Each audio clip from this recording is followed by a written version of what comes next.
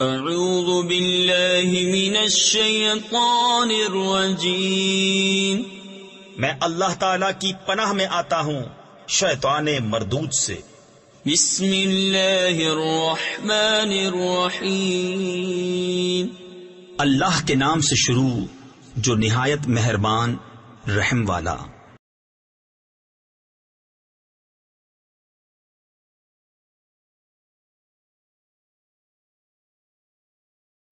أَتَأْمُرُونَ النَّاسَ بِالْبِرِّ وَتَنسَوْنَ أَنفُسَكُمْ وَأَنتُمْ تَتْلُونَ الْكِتَابَ أَفَلَا تَعْقِلُونَ۔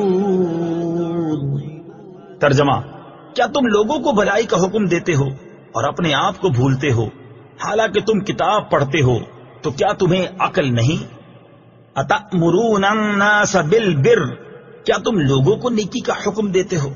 تفسیر صراط الجنان میں ہے، یہ آیت مبارکہ ان یہودی علماء کے بارے میں ہے جن سے ان کے مسلمان رشتہ داروں نے دین اسلام کے متعلق دریافت کیا تو انہوں نے کہا تم اس دین پر قائم رہو، محمد صلی اللہ تعالی علیہ وسلم کا دین حق اور کلام سچا ہے۔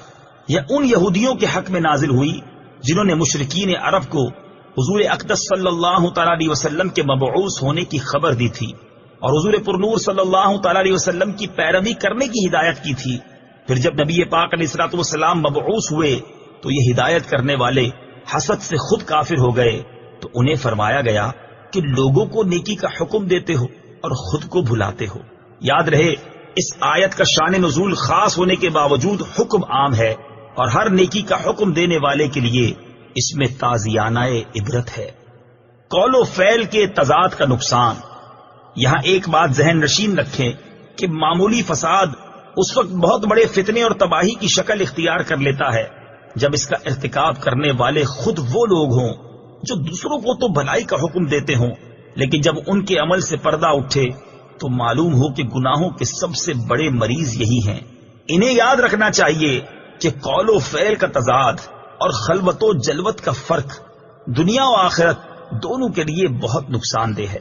دنیا میں تو یہ اس قدر نقصان دہ ہوتا ہے کہ ایک مرتبہ کسی کے متعلق یہ تضاد ثابت ہو جائے تو لوگ زندگی بھر اسے منہ لگانا پسند نہیں کرتے، بلکہ ایسوں کے عمل کو دیکھ کر نہ جانے کتنے لوگ ہمیشہ کے لیے دین ہی سے متنفر ہو جاتے ہیں، اور آخرت میں اس کا نقصان کتنا زیادہ ہے اس کا اندازہ اس روایت اور حکایت سے خود ہی لگا لیجئے۔ چنانچہ حضرت عدی بن حاتم رضی اللہ تعالی عنہ سے مروی ہے، نبی پاک علیہ الصلوۃ والسلام نے ارشاد فرمایا قیامت کے دن کچھ لوگوں کو جنت کی طرف لے جانے کا حکم ہوگا، یہاں تک کہ جب وہ جنت کے قریب پہنچ کر اس کی خوشبو سونگھیں گے، اس کے محلات اور اس میں اہل جنت کے لیے اللہ تعالیٰ کی تیار کردہ نعمتیں دیکھ لیں گے تو ندا دی جائے گی انہیں جنت سے لوٹا دو کیونکہ ان کا جنت میں کوئی حصہ نہیں۔ یہ ندا سن کر وہ ایسی حسرت کے ساتھ لوٹیں گے کہ اس جیسی حسرت کے ساتھ ان سے پہلے لوگ نہ لوٹے ہوں گے۔ پھر وہ عرض کریں گے یا رب عز و جل، اگر تو اپنا ثواب اور اپنے اولیاء کے لیے تیار کردہ نعمتیں دکھانے سے پہلے ہی ہمیں جہنم میں داخل کر دیتا تو یہ ہم پر زیادہ آسان ہوتا۔ اللہ تعالیٰ ارشاد فرمائے گا میں نے ارادتاً تمہارے ساتھ ایسا کیا ہے، اور اس کی وجہ یہ ہے کہ جب تم تنہائی میں ہوتے تو بڑے بڑے گناہ کر کے میرے ساتھ اعلان جنگ کرتے، اور جب لوگوں سے ملتے تو عاجزی و انکساری کے ساتھ ملتے تھے۔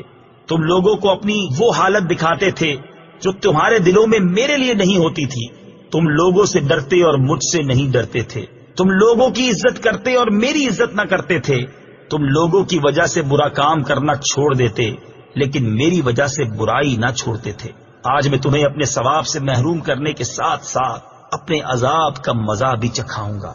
اور حضرت ابراہیم تیمی رحمت اللہ تعالی علیہ فرماتے ہیں میں موت اور مرنے کے بعد ہڈیوں کی بوسیدگی کو یاد کرنے کے لیے کثرت سے قبرستان میں آتا جاتا تھا۔ ایک رات میں قبرستان میں تھا کہ مجھ پر نیند غالب آ گئی اور میں سو گیا تو میں نے خواب میں کھلی ہوئی قبر دیکھی اور ایک کہنے والے کو یہ کہتے ہوئے سنا یہ زنجیر پکڑو اور اس کے منہ میں داخل کر کے اس کی شرمگاہ سے نکالو۔ تو وہ مردہ کہنے لگا یا رب عز و جل، کیا میں نے قرآن نہیں پڑھا؟ کیا میں نے تیرے حرمت والے گھر کا حج نہیں کیا؟ پھر وہ اسی طرح ایک کے بعد دوسری نیکی گنوانے لگا تو میں نے سنا تو لوگوں کے سامنے یہ اعمال کیا کرتا تھا، لیکن جب تو تنہائی میں ہوتا تو نافرمانیوں کے ذریعے مجھ سے مقابلہ کرتا اور تم نے میرا کچھ خیال نہ کیا۔ بے عمل بھی نیکی کی دعوت دے۔ یاد رہے اس آیت کی مراد واعظ و نصیحت کرنے والوں کو تقوی و پرہیزگاری پر ابھارنا ہے، بے عمل کو واعظ سے منع کرنا مقصود نہیں۔ یعنی یہ فرمایا ہے کہ جب دوسروں کو واعظ و نصیحت کرتے ہو تو خود بھی عمل کرو، یہ نہیں فرمایا کہ جب عمل نہیں کرتے تو واعظ و نصیحت کیوں کرتے ہو، کیونکہ عمل کرنا ایک واجب ہے اور دوسروں کو برائی سے روکنا دوسرا واجب ہے۔ اگر ایک واجب پر عمل نہیں تو دوسرے سے کیوں روکا جائے؟ حضرت انس بن مالک رضی اللہ تعالیٰ عنہ فرماتے ہیں، ہم نے عرض کی یا رسول اللہ صلی اللہ تعالیٰ علیہ وسلم، ہم اس وقت تک دوسروں کو نیک اعمال کرنے کی دعوت نہ دیں جب تک ہم خود نیک اعمال نہ کرنے لگ جائیں، اور ہم اس وقت تک لوگوں کو برے کاموں سے منع نہ کریں جب تک ہم خود تمام برے کاموں سے رک نہ جائیں۔ حضور اقدس صلی اللہ تعالیٰ علیہ وسلم نے ارشاد فرمایا، ایسا نہ کرو بلکہ تم نیک اعمال کرنے کا حکم دو، اگرچہ تم خود تمام نیک اعمال نہیں کرتے، اور برے اعمال کرنے سے منع کرو اگرچہ تم تمام برے اعمال سے باز نہیں آئے۔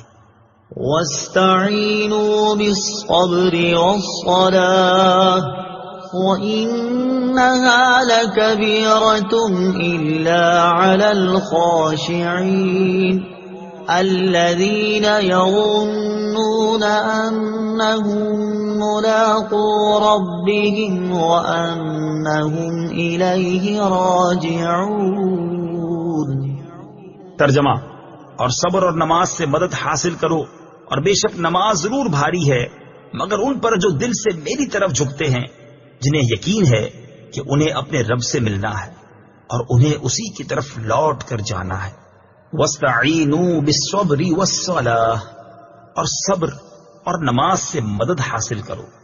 تفسیر صراط الجنان میں ہے، اس آیت کی ایک تفسیر یہ ہے کہ اس سے پہلی آیت میں بنی اسرائیل کو سید المرسلین صلی اللہ تعالی علیہ وسلم پر ایمان لانے، ان کی شریعت پر عمل کرنے، سرداری ترک کرنے اور منصب و مال کی محبت دل سے نکال دینے کا حکم دیا گیا، اور اس آیت میں ان سے فرمایا جا رہا ہے کہ اے بنی اسرائیل، اپنے نفس کو لذتوں سے روکنے کے لیے صبر سے مدد چاہو، اور اگر صبر کے ساتھ ساتھ نماز سے بھی مدد حاصل کرو تو سرداری اور منصب و مال کی محبت دل سے نکالنا تمہارے لیے آسان ہو جائے گا۔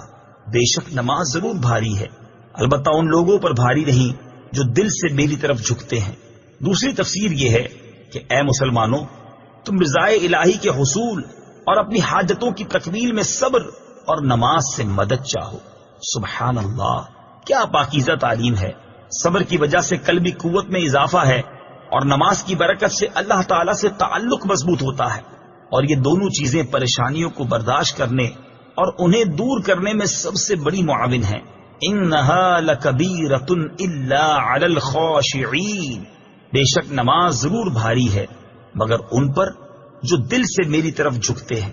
تفسیر صراط الجنان میں ہے، آیت کے اس حصے اور اس کے بعد والی آیت کا خلاصہ یہ ہے کہ گناہوں اور خواہشات سے بھرے ہوئے دلوں پر نماز بہت بوجھل ہوتی ہے، اور عشق و محبت الہی سے لبریز اور خوف خدا سے جھکے ہوئے دلوں پر نماز بوجھ نہیں بلکہ نماز ان کے لیے لذت و سرور اور روحانی و قلبی معراج کا سبب بنتی ہے۔ اور یہ وہ لوگ ہیں جو اپنے رب عز و جل سے ملاقات پر یقین رکھتے ہیں اور اس مولا کریم کے دیدار کی تڑپ رکھتے ہیں۔ اس میں بشارت ہے کہ آخرت میں مومنین کو دیدار الہی کی نعمت نصیب ہوگی، نیز اللہ تعالیٰ سے ملاقات اور اس کی طرف رجوع میں ترغیب و ترہیب دونوں ہیں، اور ان دونوں کو پیش نظر رکھنا نماز میں خشوع پیدا ہونے کا ذریعہ ہے۔ گویا نماز میں خشوع و خضوع قائم رکھنے کا حکم بھی دیا اور اس کے حصول کا طریقہ بھی بتا دیا۔ یا بنی اسرائیل اذکروا نعمتی التي انعمت علیکم وانی فضلتکم علی العالمین۔ ترجمہ، اے یعقوب کی اولاد، یاد کرو میرا وہ احسان جو میں نے تم پر کیا، اور یہ کہ میں نے تمہیں اس سارے زمانے پر فضیلت عطا فرمائی۔ یا بنی اسرائیل اذکروا نعمتی التی، اے یعقوب کی اولاد میرا احسان یاد کرو۔ تفسیر صراط الجنان میں ہے، یہاں سے ایک بار پھر بنی اسرائیل کو اللہ تعالیٰ کے احسانات یاد کرنے کا حکم دیا گیا ہے تاکہ وہ اللہ تعالیٰ کے حبیب صلی اللہ تعالی علیہ وسلم کی اطاعت ترک کرنے سے ڈریں اور ان پر حجت پوری ہو جائے۔ یاد رہے کہ ان آیات میں بنی اسرائیل کے ان لوگوں سے خطاب کیا جا رہا ہے جو سید المرسلین صلی اللہ تعالی علیہ وسلم کے مقدس زمانے میں موجود تھے، اور انہیں اللہ تعالیٰ کی جو نعمتیں یاد کرنے کا حکم دیا جا رہا ہے وہ یہ ہیں: نمبر 1، تمام اہل زمانہ پر فضیلت و برتری۔ نمبر 2، دریا میں راستہ بن جانا۔ نمبر 3، فرعون سے نجات۔ نمبر 4، تورات کا عطا ہونا۔ نمبر 5، بچڑے کی پوجا پر معافی مل جانا۔ نمبر 6، ایک گروہ کا مرنے کے بعد زندہ کیا جانا۔ نمبر 7، بادلوں سے سایہ ملنا۔ نمبر 8، من و سلوہ نازل ہونا۔ نمبر 9، پانی کے 12 چشمے جاری ہونا۔ نمبر 10، زمینی اناج عطا کیا جانا وغیرہ۔ یہ تمام نعمتیں ان کے آباء و اجداد کو عطا کی گئی تھی، اور چونکہ جو نعمت آباء و اجداد کو ملی ہو وہ ان کے اولاد کے حق میں بھی نعمت ہوتی ہے، اس لیے ان سے فرمایا جا رہا ہے کہ اے یعقوب کی اولاد، میرا وہ احسان یاد کرو جو میں نے تم پر کیا، اور میرے حبیب علیہ الصلوۃ والسلام کی پیروی کر کے اور ان کے دین میں داخل ہو کر میری ان نعمتوں کا شکر ادا کرو۔ بنی اسرائیل کی نعمتوں کو سامنے رکھ کر امت محمدیہ پر ہونے والے انعامات کو شمار کریں تو ہم سمجھ سکتے ہیں کہ شکر گزاری کا تقاضا ہم سے کس قدر مطلوب ہے۔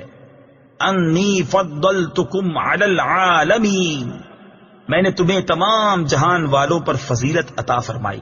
تفسیر صراط الجنان میں ہے، اس سے مراد یہ ہے کہ بنی اسرائیل کو ان کے زمانے میں تمام لوگوں پر فضیلت عطا کی گئی، اور جب حضور پر نور صلی اللہ تعالی علیہ وسلم کی آمد ہوئی تو یہ فضیلت آپ صلی اللہ تعالی علیہ وسلم کی امت کی طرف منتقل ہو گئی، اور اللہ تعالیٰ نے اپنے حبیب صلی اللہ تعالی علیہ وسلم کی امت کو سب امتوں سے افضل بنا دیا، جیسا کہ ارشاد فرمایا: كنتم خير أمة أخرجت للناس۔